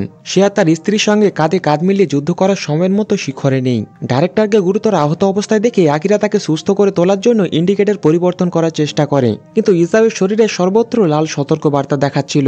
এতে আকিরা খুব ঘাবড়ে যায়, কারণ নারুমি ফিরে আসার আগে পর্যন্ত কমান্ডার হয়তো আর তাকে ধরে রাখতে পারবে না। যদিও ইসাওয়ের শরীর এখন ক্ষতবিক্ষত, তবুও তিনি নাম্বার 9 কে পরাজিত করার জন্য দৃঢ় প্রতিজ্ঞ, কারণ এই মুহূর্তে ডিফেন্সিভ অবস্থানে গেলে কোনো লাভ হবে না। তাই তিনি আকিরাকে তার সমস্ত শক্তি অফেন্সিভ অবস্থায় কেন্দ্রভূত করতে আদেশ দিলেন, মানে অ্যাটাক পাওয়ারে। এর মানে হলো ইসাও সিদ্ধান্ত নিয়েছেন যে তিনি কাইজু নাম্বার 2 এর অস্ত্রকে তার শরীরকে ক্ষয় করতে দেবেন। এটা শুনে আকিরা খুব ভয় পেয়ে যায়, কারণ এমন করলে তিনি আর যুদ্ধ করতে পারবেন না। কিন্তু ইসাও দৃঢ়ভাবে বলেন যে তিনি শেষ পর্যন্ত লড়বেন, কারণ ডিফেন্স ফোর্সে একটি চমৎকার পরবর্তী প্রজন্ম তৈরি হয়েছে। এই মুহূর্তে তার যা করার আছে তা হলো তার প্রয়াত স্ত্রী যেভাবে কাইজু নাম্বার 6 কে থামানোর জন্য নিজের জীবন উৎসর্গ করেছিলেন, ঠিক সেভাবে শত্রু বিনাশের জন্য নিজের জীবন বাজি রাখবেন। আর ইসাও যখন যথেষ্ট শক্তি সঞ্চয় করলেন, নাম্বার 9 তখন তার শরীরে প্রচন্ড জোরে এক ঘুষি মারে। এই সময় ইসাওয়ের তার স্ত্রীর পুরনো কথাগুলো মনে পড়ে। তার স্ত্রী কখনোই ভাবেননি যে তাদের মেয়ে ডিফেন্স ফোর্সে যোগ দেওয়ার জন্য স্বপ্ন দেখবে। প্রথমে স্বামী স্ত্রী দুইজনই খুব খুশি হয়েছিলেন, কিন্তু পরে ভেবে দেখলেন যে কাইজুদের ধ্বংস করাটা খুব বিপজ্জনক কাজ। যদি পরে কি করে সেই পথ বেছে নেয়, তবে তার স্ত্রী তাই খুব কঠোরভাবে প্রশিক্ষণ দেবে বলে ঠিক করলেন এবং ইসাওকে অনুরোধ করেছিলেন যেন তিনি যথাযথ চেষ্টা করে মেয়েকে ভালোবাসেন। এখন ইসাও অনুভব করলেন যে বাবা হিসেবে তিনি তার মেয়ের জন্য কিছুই করেননি। তাই ইসাও স্থির করলেন যে তার শরীর যতই ভেঙে পড়ুক না কেন, তাকে নম্বর 9 কে শেষ করতে হবে, যাতে কি করে ভবিষ্যতে সুরক্ষিত থাকে। এরপরে ইসাও তার সমস্ত শক্তি একত্রিত করে নাম্বার 9 এর দেহে এক বিধ্বংসী আঘাত হানেন। ভাইস কমান্ডার সঙ্গে সঙ্গে বুঝতে পারলেন যে এটি সেই আক্রমণ যা একসময় নাম্বার 2 নামের কাইজুটি সাপোরো শহরকে একেবারে গুড়িয়ে দিয়েছিল। যদি ইসাও সেই শক্তি পুরোপুরি ব্যবহার করেন, তবে তার নিজের শরীরও টিকবে না। আশ্চর্যের বিষয় হলো যে এক আঘাতে নাম্বার 9 এর কোর পর্যন্ত প্রকাশ পেয়ে যায়। তবে নাম্বার 9 এই আক্রমণে মোকাবিলা করার জন্য নিজেকে অনেক বদলে ফেলতে শুরু করে। সে তার শরীরের পুরো আকৃতি পাল্টে ফেলে এবং সমস্ত শক্তি প্রতিরক্ষায় ব্যবহার করে। এই দেখে ইসাও অন্য হাত দিয়ে আরেকটি ঘুষি মারলেন, যা দেখে নাম্বার 9 একেবারে হতবাক। মানুষ এত সহনশীল আর এত দৃঢ় প্রতিজ্ঞ হতে পারে তা সে বিশ্বাসই করতে পারে না। এই দ্বিতীয় আঘাতটা নাম্বার 9 এর শরীর ভেদ করে বেরিয়ে যায় এবং দূরে একটি উঁচু বিল্ডিংকেও ভেঙে গুড়িয়ে দেয়। অন্যদিকে কাপকা সেই বিল্ডিং ধ্বংস হতে দেখেও কি ঘটছে তা বুঝতে পারছিল না। সে আর নারুমি দুইজন মিলে দ্রুত ঘাটের দিকে ছুটে যেতে শুরু করে। ইসাও সে আক্রমণের পর পুরো ঘাটি যেন উড়ে গিয়েছিল, চারিদিকে শুধু ধোঁয়া আর ধুলো। এরই মধ্যে আকিরা মরিয়া হয়ে ইসাওকে খুঁজছিল, দেখতে চাইছিল তিনি বেঁচে আছেন কিনা। ধোঁয়া যখন সরে তখন দেখা যায় ডাইরেক্টর এখনো সোজা হয়ে দাঁড়িয়ে আছেন, আর নাম্বার 9 আগের আঘাতটা হজম করার পর টুকরো টুকরো হয়ে গলে যাচ্ছে। নাম্বার 9 ভাবতে পারেনি যে সে পুরো শরীর পাল্টেও এই আঘাত সামলাতে পারবে না। এটা শুনে আকিরা ভাবেন ডাইরেক্টর বোধহয় শেষ পর্যন্ত ওকে মেরে ফেলেছেন। কিন্তু নাম্বার 9 এর শরীর ততক্ষণে দ্রুত সেরে উঠতে শুরু করেছে। সে স্বীকার করে যে ইসাও যদি একটি দানবের শক্তি পেত, তাহলে আজকে এই আঘাতে সে নিশ্চিতভাবে শেষ হয়ে যেত। এই সময় ইসাও আরো একটি আঘাত হানতে চাইলেন, কিন্তু তার শরীর তখন তার শেষ সীমানায় পৌঁছে গেছে। পাশে দাঁড়িয়ে আকিরা অসহায়ের মতো চিৎকার করছিল, কিন্তু ইসাও আর নড়তে পারলেন না। এই সুযোগে নাম্বার 9 ধীরে ধীরে ইসাওকে গিলে ফেলে এবং তার শক্তি নিজের করে নেয়। একটু পরে কাপকা নারুমি অবশেষে ঘাঁটিতে পৌঁছায়। ইসাওকে দাঁড়িয়ে থাকতে দেখে তারা ভাবে যে তিনি বেঁচে গেছেন, কিন্তু হঠাৎ কাপকা ডাইরেক্টরের শরীর থেকে একটি খারাপ শক্তি অনুভব করে। তাই সে সঙ্গে সঙ্গে নারুমিকে সরে যেতে বলে, কারণ সে নিশ্চিত এটা ডাইরেক্টর নয়। ঠিক তখনই নাম্বার 9 নারুমির দিকে গুলি ছুড়ে। ভাগ্যিস কাপকা তাকে সময় মতো এসে বাঁচিয়ে নেয়। তবে বলতে হয় এই আঘাতটায় কাইজু নাম্বার 2 এর শক্তি মিশেছিল, যা এক ভয়ঙ্কর বিস্ফোরণ ঘটায় এবং কাপকাকেও অবাক করে দেয়। আর কোনো সন্দেহ থাকে না যাদের সামনে সে দাঁড়িয়ে আছে সে ইসাও নয়, বরং নাম্বার 9 নামের সেই কাইজুটি। নারুমি ডাইরেক্টরকে ডাকতে লাগেন, জানতে চান তিনি বেঁচে আছেন কিনা। নাম্বার 9 জানায় যে সে ইসাওকে শেষ করে দিয়েছে এবং তার সঙ্গে মিশিয়ে নিয়েছে। ঠিক এই সময় কিকরু এসে পড়ে এবং রাগের মাথায় নাম্বার 9 কে একের পর এক আঘাত হানতে লাগে, কারণ সে বা নারুমি কেউ তার কথায় বিশ্বাস করতে পারছিল না। কিন্তু নাম্বার 9 যখন ইসাওয়ের মুখমণ্ডলের একটি অংশ প্রকাশ করে তখন কিকোরু প্রচন্ডভাবে ঘাবড়ে যায়। এটা দেখে নারুমি ঝাঁপিয়ে পড়ে এবং নাম্বার 9-এর পেটে হামলা করে, সঙ্গে হট ক্যানন ফায়ার ফর্ম কৌশলও ব্যবহার করে। কিন্তু এটা নাম্বার 9-এর আসল রূপ, কোনো নকল নয়, তাই এই আক্রমণ আর কাজ করে না। এই সময় নারুমির মনে পড়ে ইসাওয়ের বলা একটি পুরনো কথা, যে সবচেয়ে শক্তিশালী ডিভিশন তৈরি হয়ে গেলে তিনি পুরোপুরি যুদ্ধক্ষেত্র থেকে অবসর নেবেন, দেশের প্রতিরক্ষা বাহিনীর দায়িত্ব নারুমিকে তুলে দেবেন। তাই নারুমি মুখোশ পরলেন এবং বিশেষ শুটে সম্পূর্ণ শক্তি মুক্ত করলেন। তিনি প্রতিজ্ঞা করলেন যে ডাইরেক্টরে হয়ে তিনি নিজেই নাম্বার 9-কে শেষ করবেন। কিন্তু নাম্বার 9, যার নতুন ডানা গজিয়েছে, সে বলে আজকের খেলা এখানেই শেষ, কারণ ইসাওয়ের সঙ্গে মিশে যাওয়ার পর থেকে সে হঠাৎ করে শরীরে একটি প্রতিক্রিয়া অনুভব করছে। কিন্তু নারুমি কিছুতেই নাম্বার 9-কে পালাতে দিতে রাজি নয়, তাই তিনি লাফিয়ে উঠে তার অস্ত্রটা নাম্বার 9-এর কাঁধে ঢুকিয়ে দিলেন। তবে এই ধরনের আক্রমণ নাম্বার 9-এর শেখা হয়ে গিয়েছিল, তাই তার আর কোনো ভয় লাগছিল না। উল্টো সে ইসাওয়ের ক্ষমতা ব্যবহার করে নারুমিকে পাল্টা আক্রমণ করে। কাপকা এটা দেখে শক্তিশালী ঘুষি নিয়ে ওর দিকে এগিয়ে যায় এবং ডাইরেক্টরকেও ফেরত চায়। কিন্তু কাপকা আগেও এই কৌশল ব্যবহার করেছে, তাই নাম্বার 9 এটা পুরোপুরি ধরে ফেলে এবং এক হাতেই তার ঘুষি থামিয়ে দেয়। পাশেই কিকোরু শুধু দেখতেই পাচ্ছিল, লড়াই নামতে পারছিল না, কারণ সে ভাবছিল নাম্বার 9-এর শরীরের ভেতরে এখনো তার বাবা আছেন। শুধুমাত্র নারুমি আর কাপকা একসঙ্গে সামনে পিছন থেকে শত্রুকে আক্রমণ করেই যাচ্ছিল, কিন্তু এখন তার শক্তিও অন্য স্তরে চলে গেছে। এছাড়াও তার আঘাতগুলো বেশ শক্তিশালী ছিল, যার ফলে দুজনকে বারবার পিছু হটতে হচ্ছিল। কাপকা হতাশে ভাবে যে নারুমি আর সে মিলে একজোট হয়ে লড়াই করেও কোনো লাভ হচ্ছে না। এমনকি তার প্রতিটি ঘুষির জোর এতটাই বেশি ছিল যে কাপকার কাইজু শরীরও তা সহ্য করতে পারছিল না। কাপকাকে পিছনে ঠেলে দিয়ে সে বিদায় জানিয়ে বাড়ি ফেরার জন্য প্রস্তুত হয়, কিন্তু তখনই তার খেয়াল হয় যে তার একটা হাত কেটে পড়ে গেছে। আসলে নারুমি আগে তার হাতে আঘাত করেছিলেন, তাই কাপকার ঘুষি লাগার সাথে সাথে সেটা বিচ্ছিন্ন হয়েছিল। তখন নারুমি কাপকাকে ঘন ঘন আক্রমণ করার জন্য বললেন। এই কথা বলেই নারুমি সোজা তার অস্ত্র নিয়ে নাম্বার 9 এসে আঘাত লাগা হাতটায় আঘাত করলেন। এর সাথে তিনি অস্ত্রের মধ্যে শক্তি সঞ্চয় করলেন এবং ভবিষ্যৎ দেখতে পারার ক্ষমতা ব্যবহার করে একটি প্রচন্ড শক্তিশালী শট মারলেন, যা নাম্বার 9-এর একটি হাত উড়িয়ে দেয়। কাপকা এই সুযোগে তার পেটের বর্মের কিছুটা অংশ ভেঙে দেয়, আর তখনই নাম্বার 9 বুঝতে পারে যে কাপকার আক্রমণের কারণে তার শরীরে প্রত্যাখ্যানের প্রতিক্রিয়া শুরু হয়েছে। আর কাপকা এবার তাকে কোনো মতে পালাতে দিতে রাজি নয়, কারণ সে তার দলের সদস্যদের অনেক কষ্ট দিয়েছে। এ কথা বলে কাপকা গর্জন করে ওঠে এবং হাতে শক্তি সঞ্চয় করে নাম্বার 9-এর পেটে এমন এক ঘুষি মারে যে সে কয়েক মিটার দূরে গিয়ে পড়ে। শরীর প্রত্যাখ্যানের কারণে নাম্বার 9 তার আঘাতগুলো ঠিক করতে পারছিল না, তাই সে নিশ্চিত হয় যে বারবার এই কাপকায় তার পথের বাধা সৃষ্টি করছে। কাপকা আবার ছুটে গিয়ে শক্তিশালী পাঞ্চ ব্যবহার করে তার অন্য হাতটিও কেটে ফেলে। এরপরে কাপকা নারুমি একসাথে মিলে শেষ আঘাত হানার জন্য প্রস্তুত হয়, কিন্তু নাম্বার 9 বলে তোমরা আমাকে থামাতে পারবে না। এই বলে সে ইসাও শরীরের ভেতরে থাকা 2 নম্বর কাইজুর শক্তি ব্যবহার করে, ফলে একটা বিশাল ইলেকট্রোম্যাগনেটিক বিস্ফোরণ ঘটে, যার ফলে চারিপাশে সবকিছু উড়ে যায়। মুহূর্তের মধ্যে বিশাল একটা এলাকা ধ্বংস হয়ে যায়। এই আক্রমণ করার পর নাম্বার 9-এর শরীরের নিচের অংশটা খুলে পড়ে, কারণ তার শরীর আর নিতে পারছিল না। কিন্তু তার সামনে কাপকা নারুমি তখনও সফলভাবে প্রতিরোধ করে দাঁড়িয়েছিল। অন্য কোনো উপায় না দেখে নাম্বার 9 তার নোংরা কৌশল ব্যবহার করে। সে তার মাথাটাকে 2 ভাগ করে 2টি গুলি আকিরা এবং কিকোরোর দিকে ছুড়ে মারে। তাই কাপকা নারুমি দুজনে তাদের সহকর্মীদের বাঁচাতে দ্রুত পিছনের দিকে ছুটে যায়। এই দৃশ্য দেখে সে স্বীকার করে যে মানুষ সত্যি অদ্ভুত প্রাণী, তারা প্রিয়জনকে রক্ষা করার জন্য সবকিছু ছেড়ে দিতে প্রস্তুত। পালিয়ে যাওয়ার আগে নাম্বার 9 ইসাওয়ের মুখের ব্যবহার করে কাপকাকে সতর্ক করে বলে যে পরের বার সে যখন আক্রমণ করবে তখন কাইজুর যুগ শুরু হবে। এই কথা বলে সে আকাশে উড়ে যায়, সাথে পিছনে একটি সম্পূর্ণ বিধ্বস্ত যুদ্ধক্ষেত্র ফেলে যায়। কাপকা নারুমি সফলভাবে তাদের দুইজনকে রক্ষা করতে পেরেছে, কিন্তু ডিফেন্স ফোর্সের ওপর সে যা করেছে তার জন্য দুইজনের মনে কাইজুর প্রতি তীব্র ঘৃণা ছিল। এছাড়াও সে ইসাওয়ের মুখের ব্যবহার করে পুরো মানব জাতিকে হুমকি দিয়েছে, যা কাপকাকে খুব কষ্ট দিচ্ছিল। মানুষের রূপে ফেরার পর কাপকা এত জোরে চিৎকার করে যে ফার্স্ট ডিভিশনের সব সদস্য সেটি শুনতে পায়। নিজের প্রিয় ডাইরেক্টরকে হারানোর শোকে কাপকা চোখ দিয়ে পানি গড়িয়ে পড়তে শুরু করে। ডাইরেক্টরের চেয়ারটা একেবারে ফাঁকা হয়ে যায়, কেউ আর তার জায়গায় নেই। আর এদিকে টিভিতে প্রতিরক্ষা দল থেকে একটি জরুরি খবর প্রকাশ করা হয় যে প্রতিরক্ষা বাহিনীর ডাইরেক্টর ইসাও শিনোমিও সদ্য ঘটে যাওয়া কাইজুর লড়াইয়ে মারা গেছেন। আজই ছিল প্রতিরক্ষা বাহিনীর পক্ষ থেকে ওনার স্মরণের জন্য শেষকৃত্যের আয়োজন। অজর ধারায় বৃষ্টি পড়ছিল, আর এমন দিনে নারুমি আর কাপকার থেকে দুঃখী আর কেউ ছিল না। কিছুক্ষণ নীরবতা পালন করার পর ভাইস কমান্ডার নির্দেশ দিলেন সঙ্গীকে শেষ বিদায় জানাতে গুলি ছোড়ার জন্য। ওনার এমন আচমকা চলে যাওয়ায় প্রতিরক্ষা বাহিনীর সবার মনে গভীর কষ্ট।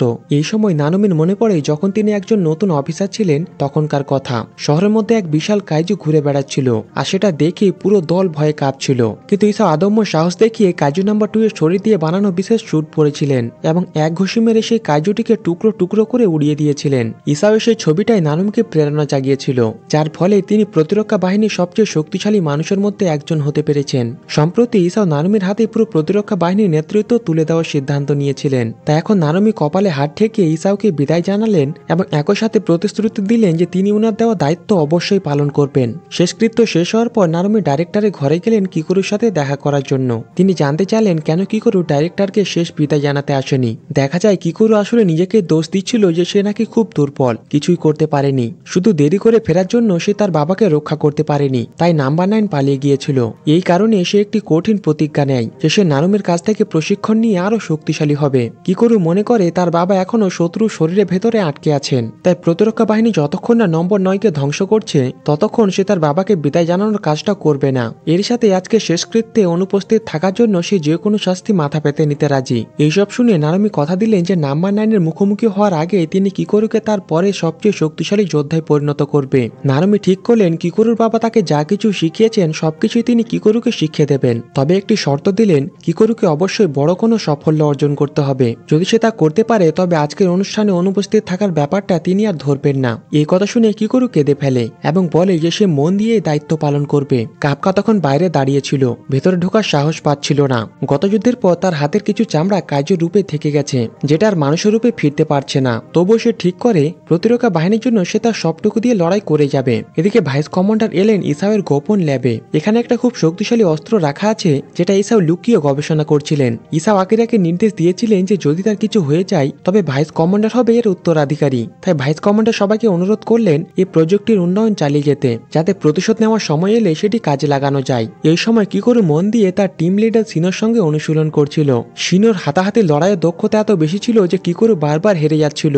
কিকোরু দেখে সিনো সত্যি একজন ভালো ফাইটার, যে জানে কখন কতটা দূরত্ব বজায় রেখে লড়তে হবে, তাই হয়তো সে এত ভারী বন্দুক নিয়েও যুদ্ধক্ষেত্রে অসাধারণ পারফর্ম করতে পারে। আর অন্যদিকে ওপরে বসে নারুমি গেম খেলছিলেন আর বলছিলেন যে কতদিনে সে আমার লেভেলে পৌঁছাবে। এইসব টিম লিডাররা প্রত্যেকটাই অসাধারণ লেভেলের। কিকোরু যদি ওদের সাথে তাল মেলাতে না পারে তাহলে সে কখনোই শক্তিশালী হতে পারবে না। নারুমি আরেকটা শর্ত দিলেন যে এই গেমটা শেষ করার আগে কিকোরুকে ওদের সবাইকে টপকে যেতে হবে। এই কথা শেষ না হতে ভাইস কমান্ডার এসে নারুমির চেয়ারটি উড়িয়ে দিলেন, কারণ এই নারুমি নাকি সবসময় বড্ড অলস। কিকোরু তখন সিনোকে বলে আরো কয়েকটা রাউন্ড লড়ে তারপর বিশ্রাম নেবে। যখন সিনো দেখে যে তার প্রতিপক্ষের এত বড় একটা জেত, সেও খুব খুশি হয়ে সঙ্গে সঙ্গে রাজি হয়ে যায়। ভাইস কমান্ডার তখন নারুমিকে জিজ্ঞেস করে যে তারা কাপকাকে নিজের ফার্স্ট ডিভিশনে নেবে কি নেবে না, কিন্তু নারুমি কিছু বলার আগে তার এক জুনিয়র তাকে ফোন করে কাপকা সম্পর্কে একটি গুরুত্বপূর্ণ খবর দেওয়ার জন্য। ওদিকে কাপকা ফিরে এসেছে তার সেই পুরনো ভাড়া ঘরে। একসময় কাইজু ক্লিনিং টিমে কাজ করার সময় সেখানে সে থাকতো। অনেকদিন পর ঘরে ফেরায় সে অনুভব করে যে সবকিছু কেমন যেন পুরনো হয়ে গেছে। অন্যদিকে নারুমির এক জুনিয়র তাকে কাপকার অবস্থা দেখায় এবং জোর দিয়ে বলে যে কাপকা মনস্টারাইজেশনের শিকার হয়েছে, কারণ তার শরীরে এমন কিছু অঙ্গ দেখা যাচ্ছে যা সে আর মানুষের রূপে ফেরাতে পারছে না। যদি সে এইভাবে বারবার রূপ পরিবর্তন করতে থাকে তাহলে ভবিষ্যতে সে আর কখনোই মানুষের রূপে ফিরতে পারবে না। কাপকা নিজেও কিন্তু এই বিপদ সম্পর্কে পুরোপুরি অবগত। এই মুহূর্তে কাপকাকে বাইরে যাওয়ার অনুমতি দেওয়া হয়েছে যাতে সে নিজের ব্যক্তিগত কাজগুলো সেরে নিতে পারে। তবে সমস্যা হলো তাকে খুব কড়া নজরদারিতে রাখা হয়েছে, তাই আর শান্তিতে জীবন কাটানো তার পক্ষে সম্ভব নয়। স্বাভাবিকভাবে ডিফেন্স ফোর্সের দুইজন স্পেশাল এজেন্ট সবসময় কাপকার পিছু নিয়ে ঘুরে বেড়ায়, আর কাপকা সামান্য একটু কাশলে দুইজন ভয় পেয়ে চমকে ওঠে, ভাবে এই বুঝে সে আবার রূপ পরিবর্তন করতে চলেছে। এই সময় কাপকা তাদের কাছে শেষ গন্তব্যে যাওয়ার জন্য অনুমতি চায়, আর সে আগের জীবনের মতো দ্রুত গতিতে রাস্তা ধরে চলতে শুরু করে। এমনকি রাস্তার মধ্যে সে একটু দুষ্টুমি করে, যার ফলে গাড়িতে বসে থাকা একটি ছেলে হেসে গড়িয়ে পড়ে। এদিকে ক্লিনিং টিমের লোকেরা সদ্য মারা যাওয়া পিঁপড়ের মতো কাইজুগুলো মৃতদেহ সরাতে গিয়ে খুব হিমশিম খাচ্ছিল। যদিও তারা নতুন সরঞ্জাম পেয়েছে তবুও কাজটা বেশ কঠিন মনে হচ্ছিল। ঠিক সেই সময় কাপকা সেখানে গিয়ে তাদের খোঁজ খবর নেয়, যা দেখে তারা বেশ অবাক। পুরনো সহকর্মীকে দেখে তারা সঙ্গে সঙ্গে জানতে চায় অনেকদিন পর সেখানে কি কাজে এসেছে। আসলে কাপকা সেখানে এসেছিল তাদের কাছ থেকে ধার নেওয়া কিছু প্রশিক্ষণের বই ফেরত দিতে। এই সুযোগে কাপকা দেখে যে তাদের সবাইকে দারুণ দেখতে নতুন করাত দেওয়া হয়েছে। ব্যাস কাপকা সঙ্গে সঙ্গে তা হাতে নিয়ে কয়েকটি কাইজুকে কেটে দেখায়। তার কাজে সবাই বেশ মুগ্ধ হয়, এমনকি সে এমন সব কঠিন জায়গাও খুব সুন্দরভাবে কাট করে। তাদের একজন স্বীকার করে যে কাপকা চলে যাওয়ার পর এখানকার কাজ অনেক কঠিন হয়ে গেছে। আক্ষেপ করে বলে যে যদি কাপকা আবার ফিরে আসতো তবে কতই না ভালো হতো। এরপর সে কাপকাকে অবমূল্যায়ন করে বলে যে ডিফেন্স ফোর্সে তো সে হয়তো একজন সাধারণ অফিসার হয়ে আছে। এই কথা শোনা মাত্র দলনেতা সে ছেলেটির উপর পানি ছিটকে দিলেন, কারণ সে ডিফেন্স ফোর্সের নামে খারাপ কথা বলার সাহস করেছিল। আর কাপকাকে যারা অনুসরণ করছিল সেই স্পেশাল এজেন্টরা এইসব দেখে খুব বিরক্ত হচ্ছিল। তারা বুঝতে পারে না যে কাপকা এখানে এইসব কি নাটক করছে। সহকর্মীদের সঙ্গে কথা বলার পর তারা তাদের কাছ থেকে বিদায় নেয়। টিমের মধ্যে থাকা সেই বাদামি চুলের ছেলেটি একা একা ভাবতে লাগে এখন থেকে আমাদের কি হবে, কারণ ডাইরেক্টর ইসাইয়ের মতো এত শক্তিশালী একজন মানুষও কাইজুর কাছ থেকে হেরে গেছে। তাই সে টিমের বাকি সবাইকে একসঙ্গে কাজ ছেড়ে পালিয়ে যেতে বলে। এই কথা শুনে দলনেতা সঙ্গে সঙ্গে তাকে ভীতু বলে বকা দিলেন। তিনি বললেন যদি আমরা সবাই পালিয়ে যাই তাহলে ডিফেন্স ফোর্স যে কাইজুগুলোকে মারবে তা তাদের মৃতদেহগুলো পরিষ্কার কে করবে।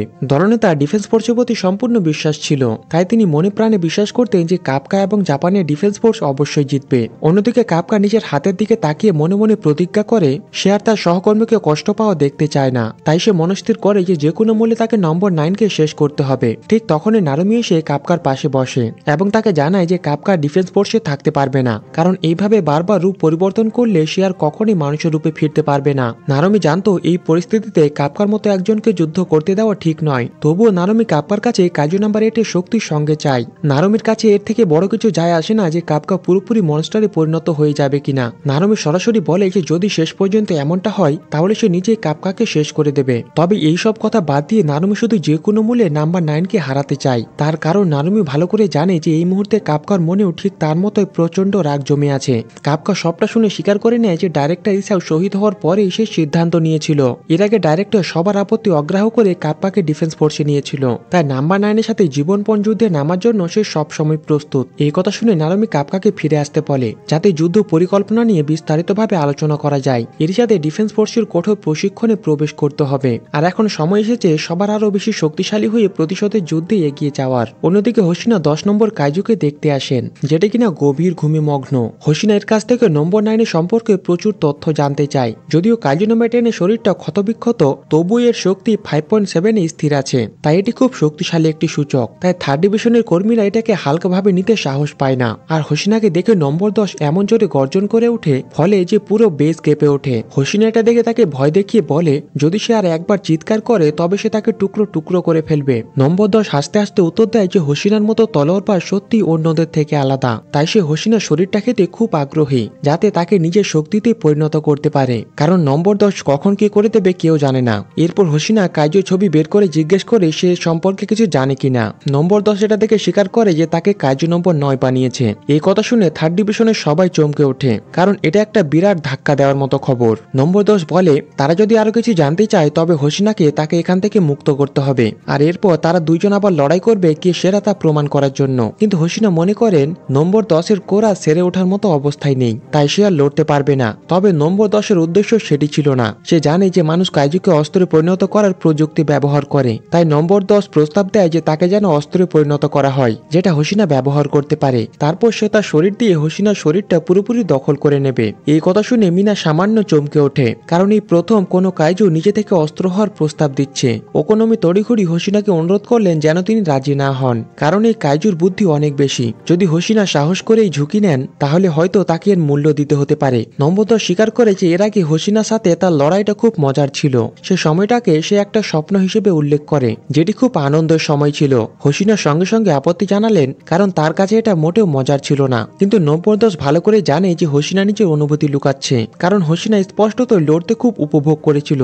নম্বর 10ও নিজেও হোশিনার থেকে আলাদা নয়, সেও যুদ্ধের সাথী। নম্বর 10 যুদ্ধ উপভোগ করতে পছন্দ করে, তার প্রতিপক্ষ মানুষ নাকি কাইজু তা তার কাছে কোনো বিষয় না। এই কথা শুনে ওকোনোমি আর মিনার দুইজনের মুখে উদ্বেগের ছাপ দেখা যায়। হোশিনা তখন কিছু সময় চায় যাতে তিনি তার সহকর্মীদের সাথে আলোচনা করতে পারেন। বাইরে বের হয়ে হোশিনা ওকোনোমির কাছে স্বীকার করে যে নম্বর 10কে মোটেও হালকাভাবে নেওয়া ঠিক নয়, সে বেশ ভয়ঙ্কর। সে আরো বলে এখন যদি তাকে অস্ত্রে পরিণত করা হয় তবুও আমি আর এই অস্ত্র ব্যবহার করতে আগ্রহী নয়। ওকোনোমিও এর বিরোধিতা করলেন, কারণ নম্বর 10 স্পষ্টতই হোশিনার শরীর দখল করার ষড়যন্ত্র করছে। কিন্তু কয়েক মিনিট চিন্তা ভাবনা করার পর হোশিনার মনে হয় নম্বর 10 একই সাথে একটি শক্তিশালী সম্পদ এবং একটা মূল্যবান তথ্যের উৎস, তাই তিনি একটা ঝুঁকি নেওয়ার সিদ্ধান্ত নিলেন। এই ভেবে হোশিনা মিনাকে ফোন করে বললেন যে তিনি নম্বর 10 প্রস্তাবে রাজি। মিনা সঙ্গে সঙ্গে হোশিনার উপরে ভরসা রাখলেন এবং নম্বর 10 অস্ত্রের রূপান্তরের অনুরোধ হেডকোয়ার্টারে পাঠিয়ে দেবে বলে জানান। এরপর হোশিনা ভেতরে গিয়ে বলেন যে তিনি তার চুক্তিতে রাজি, কিন্তু হোশিনা সতর্ক করে দিলেন যে নম্বর 10 তাকে যুদ্ধের জন্য একটি শরীর হিসেবে ব্যবহার করবে না,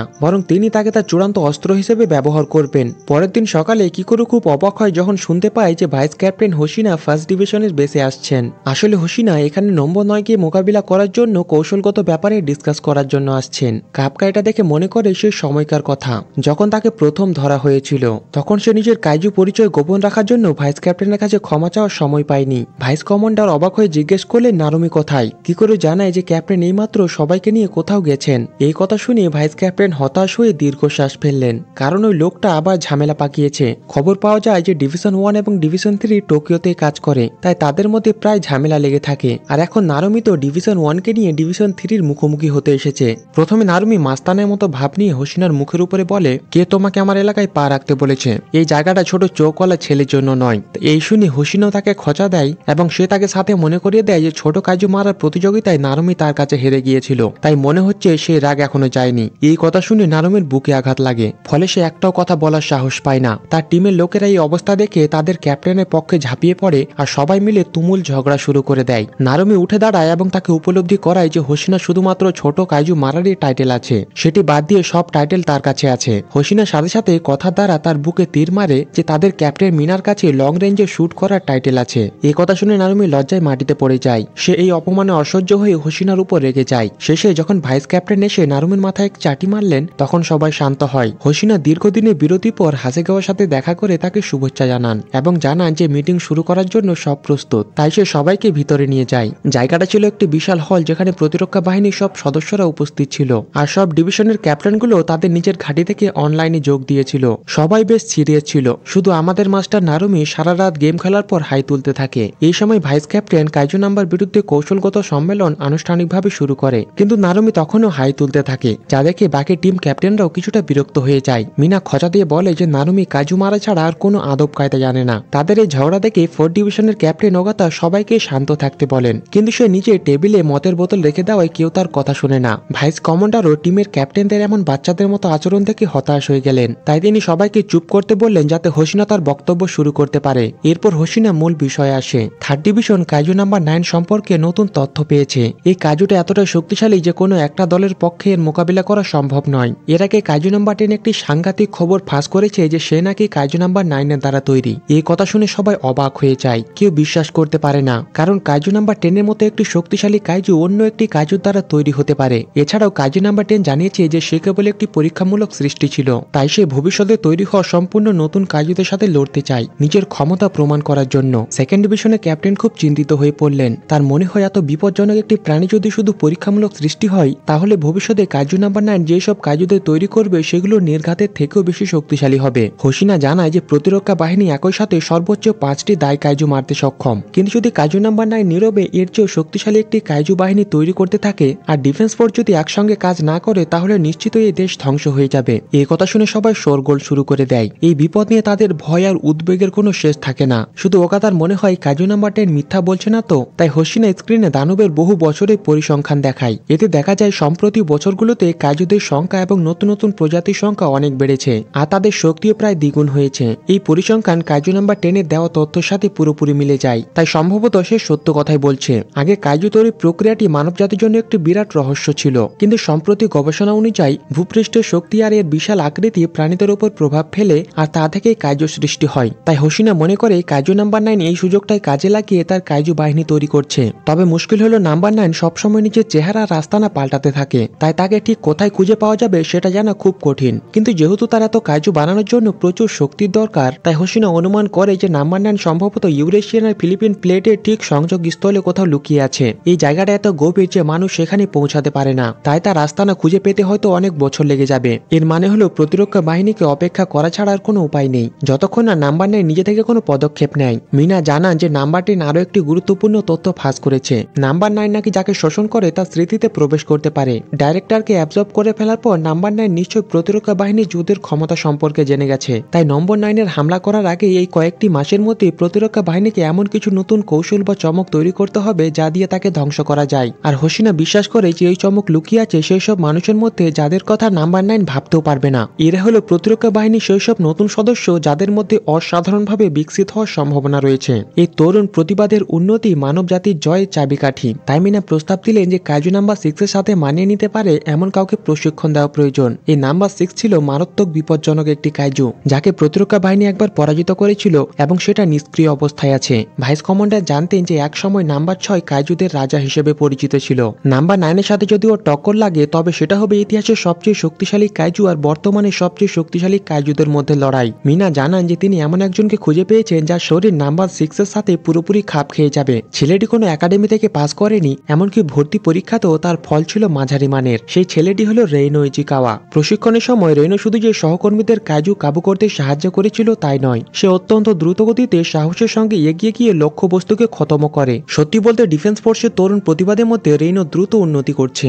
বর্তমানে সে অগাতা চতুর্থ দলে প্রশিক্ষণ নিচ্ছে। তাই অগাতা তার অধস্তর দিকে তাকিয়ে দীর্ঘশ্বাস ফেলে বললেন, আমরা বেশ ঝামেলাযুক্ত একজনকে পেয়েছি। যখনই অগাতা মানসিক চাপে থাকে তখনই এক গ্লাস মদ খায়, যাতে তার চিন্তা ভাবনা একটু হালকা হয়। তবে এবার ভাইস ক্যাপ্টেন টোগো সেই মদের গ্লাসটি সরিয়ে নিলেন, কারণ তিনি এখন একটি গুরুত্বপূর্ণ কাজের মধ্যে আছেন। অগাতা মনে করলেন তার সামনের কাজটা খুব কঠিন হতে চলেছে, কারণ নম্বর 6 কাইজুর কথা মনে পড়লেই তিনি খুব বিরক্ত আর বিচলিত হন। শুধু যে শক্তি 9.6 মাত্রার মতো আকাশ ছোঁয়া তাই নয়, যখন এটি হামলা করে সঙ্গে অনেক উঁচু স্তরের কাইজুদের নিয়ে আসে। এতে প্রমাণ হয় যে সে কাইজুদের রাজা। একসময় কিকুরুরমা অর্থাৎ ক্যাপ্টেন হিকারি নেতৃত্বে গঠিত একটি সম্মিলিত ডিভিশন কাইজু নাম্বার 6 এর বিরুদ্ধে একটি মারাত্মক যুদ্ধে নেমেছিল। যদিও তারা সেটিকে সফলভাবে খতম করতে পেরেছিল, কিন্তু তাদের অনেক সহকর্মীকে হারাতে হয়েছিল। সে সময়ের তুষারপাতের ভয়াবহতা মানুষের মধ্যে সত্যি এক চরম হতাশার অনুভূতি এনেছিল। এখন সে বিপুল চাপে এক ছেলে রেনোর উপরে চাপিয়ে দেওয়া হচ্ছে। ঠিক সেই সময় রেনো দরজায় নক দিয়ে ক্যাপ্টেন অগাতার সঙ্গে দেখা করতে আসে। এই সিদ্ধান্ত নেওয়ার আগে রেনো অনেক চিন্তা ভাবনা করে। প্রথমে অগাতা রেনোকে জানালেন যে নাম্বার হলো সেই সব অস্ত্রের নাম যা বিশেষভাবে চিহ্নিত নাম্বার কাইজুদের থেকে তৈরি করা হয়। রেনো যদি নাম্বার অস্ত্র ব্যবহার করায় দক্ষ হয়ে ওঠে তবে সে অল্প সময়ের মধ্যে শক্তিশালী কাইজুদের ধ্বংস করতে পারবে। কিন্তু এর বিনিময়ে রেনোকে তার শরীরের উপরে প্রচন্ড চাপ নিতে হবে। এর আগে বহু মানুষ নাম্বার অস্ত্র ব্যবহার করতে গিয়ে নিজের জীবন উৎসর্গ করেছেন। এই নাম্বার অস্ত্রগুলোর মধ্যে নাম্বার 6 হলো সবচেয়ে শক্তিশালী ও ভয়ঙ্কর। তাই অগাতা মন থেকে রেনোকে পরামর্শ দিলেন সে যেন এই প্রস্তাবে রাজি না হয়, যাতে তাকে এমন ভয়ঙ্কর বিপদের মধ্যে পড়তে না হয়। তাই রেনো প্রশিক্ষণের সময় ভেতরে ভেতরে অনেক বেশি চিন্তিত ছিল। সে জানে যে কাইজু নাম্বার 8 হিসেবে কাপকা ডিফেন্স ফোর্সে যোগ দিয়েছে। একজন মানুষ যে কিনা তার নিজের স্বপ্ন ছেড়ে দিয়েছে শুধুমাত্র সহকর্মীকে রক্ষা করার জন্য লড়াই করতে, তাহলে কাপকা যখন বিপদে পড়বে তখন কে তাকে বাঁচাতে এগিয়ে আসবে? এই ভাবনা থেকে রেনো শেষমেশ নাম্বার 6 অস্ত্রের সঙ্গে সামঞ্জস্য পরীক্ষার জন্য রাজি হয়ে যায়। অন্যদিকে ইহারও তার বন্ধুর জন্য খুব চিন্তিত বোধ করছিল। অগাতা রেনোকে জিজ্ঞেস করে সে প্রস্তুত কিনা। রেনো দৃঢ়ভাবে ক্যাপ্টেনের দিকে তাকিয়ে শুরু করতে বলে। অগাতা তখন তার অধস্তদের অস্ত্র 6কে সক্রিয় করার নির্দেশ দিলেন। প্রথম ভাগে অস্ত্রের আকৃতির সাথে একত্র হওয়ার প্রক্রিয়া বেশ মসৃণ মনে হচ্ছিল, কিন্তু 6th ওয়েপনের শক্তি রেনো শরীরে প্রবেশ করার সাথে সাথে সে প্রচন্ড চাপ অনুভব করতে লাগে। অস্ত্রটি কেবল তার দুটো হাতে লাগানো হলেও রেনো অনুভব করছিল যে এটি তার সমস্ত শরীর শুষে নিচ্ছে। এটা দেখে অগাতা দ্রুত তার ভাইস ক্যাপ্টেনকে স্ট্রেচার প্রস্তুত করতে বললেন। সত্যি রেনোকে এক ভয়ঙ্কর শক্তির বিরুদ্ধে লড়াই করতে হচ্ছিল। অল্প সময়ের মধ্যে শক্তি তার পুরো শরীরে ছড়িয়ে পড়ে, ফলে রেনো দৃষ্টি ঝাপসা হয়ে যায়। তার সামনে কেবল কাইজি নাম্বার 6 কে দেখতে পায়, যা তাকে গ্রাস করার জন্য প্রস্তুত। এই মুহূর্তে রেনো বুঝতে পারে যে কাপকাকে সবসময় এমন ভয়ানক কিছুর সাথে লড়তে হয়। কয়েকদিন পর রেনো যখন হাসপাতালে জেগে ওঠে তখন ইহারও খুব খুশি হয়। রেনো বুঝতে পারে যে 6th ওয়েপনের সাথে তার প্রথম পরীক্ষা ব্যর্থ হয়েছে। পাশে থাকা অগাতা বলেন যে এটাই সেই দানবীয় অস্ত্রের ভয়াবহতা।